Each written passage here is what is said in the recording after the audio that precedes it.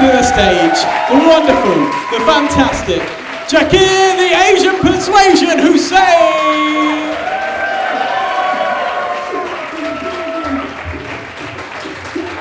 Hi guys, we okay?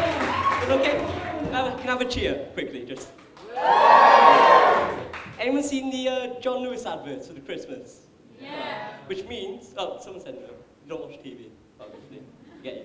Right. Basically, what it means is Christmas is only around the corner. So can I have a cheer if you're excited about Christmas? Anyway. Only a few people. Come on. Who else is excited about Christmas? Come on, one more cheer. Now, another cheer if you're Muslim. Just me then, just me.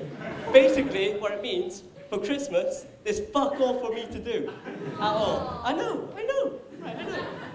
I've never celebrated Christmas. I've never had a Christmas tree. I've never had stockings. Anyone else for, no. There you go, right there. And there's one thing I've always wanted to do for Christmas, and that was milk and cookies for Santa. Never left them out. I remember asking my dad, Dad, why don't we leave out milk and cookies? And he gave me the best Asian answer possible.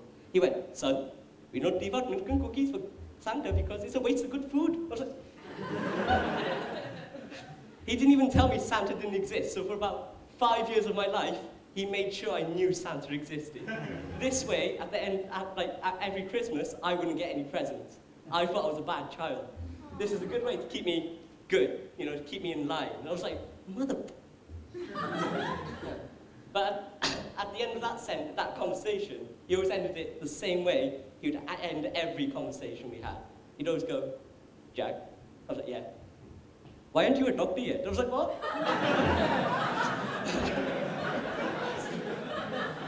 So I'd always reply to him, maybe because I'm 7, that's probably the reason. But he's like, okay, yeah, you let go. But why aren't you doing your A-levels yet? I was like, again, because I'm 7.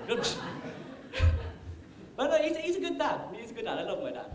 I mean, like most Asian fathers, he's hard to please, especially when it comes to education.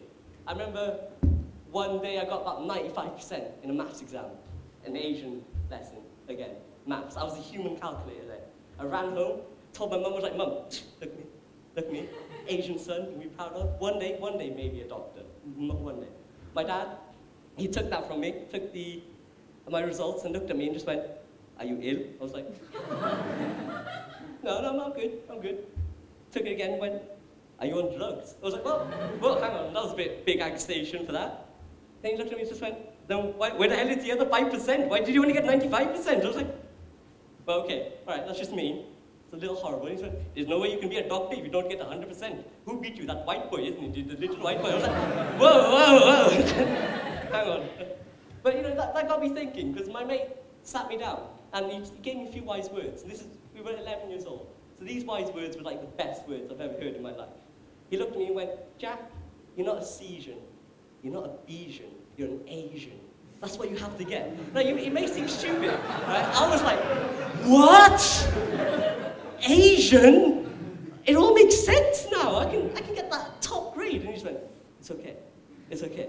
So we decided that if any of you wanted to be Asian, any of you have to know the Asian grading system. And we invented that Asian grading system, right? So basically, if you get an A star in any exam, that's equivalent to an Asian, okay? A stars is Asian. A is average, right? Any Tom, Dick, and Sanjay can get an A, right? Any Tom, Dick, and Sanjay. Now, B, that's bad. This is where our primary school swearing comes into it. We were like, bad. Movie's bad, right? C, if you get a C, that's crap. I said again, swearing coming out right there. I do apologize. D, you're dodging something. And by that I mean a brick, a sandal, or your parents' fist, because if that's the Asian, they'll beat the shit into you, trying to get that grade out of you. Now E is an extremely brutal, but when you look back at it, kind of funny beating that you got from your parents. I mean, plenty of conversations I've had with my dad when he goes, hey, son, do you remember that time I hit you across the head with a brick? And I was like, yeah. Now, F is fucked. There's no other word for it. You're fucked. You can say your goodbyes now. Okay? Now, does anyone want to take a guess what a U would be? Anyone?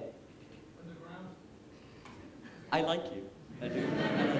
Sadly not. U stands for unbelievable techers.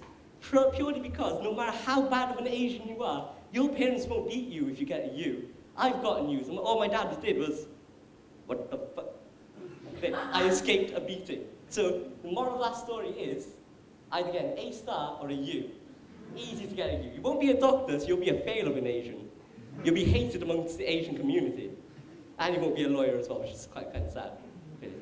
But, you know, it's all right. Let's move on from my dad. Let's talk about my mum, Asian mums. You all love Asian mums. She should be watching this eventually. I see the camera there. She'll be watching. Now, the thing about my mum, that woman, right now, at this very moment, is looking for my future wife in the arranged marriage I'll have in about 5 years. So, don't laugh, right? Okay, think of it this way. You all have to go on dates and everything. I won't. I'll just go to an event, meet her, done. Wedding, sorted. I'm married, got a future wife, she's going to be cooking for me.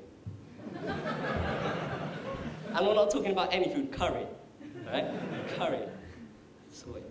Now, think about mums and curries. When I first moved here from Cardiff, she, instead of packing me sandwiches, packed me curry. I was like, yes, Mum, yes, she's the one. And even then, when I went back to see her, on the way back to Leicester, I took a 4.5-hour coach ride with stacks of curry. Stacked the coach up. No one wanted to sit next to the Asian boy who smelled like curry. I was all alone. Like, yeah, that's what you see. Yeah, Mum, yeah. So you know, on the camera, pretend. I mean, on the way to Cardiff, I met a woman. Yeah, I pulled. Sorry, Mum, about that. You know, looking for a future wife. I pulled. Albeit she was 89 years old, her name was Doris.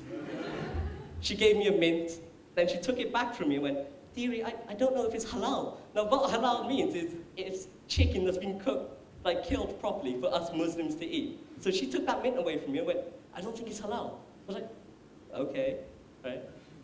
Took her hand, because, you know, I'm a gentleman, like that. Took her hand, stroked her face, that wasn't a gentlemanly thing to do. And went, that's okay. Because I'm pretty sure that mint was killed in a proper, correct way. So it's okay.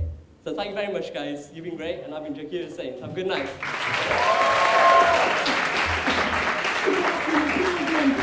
Jakir Hussain!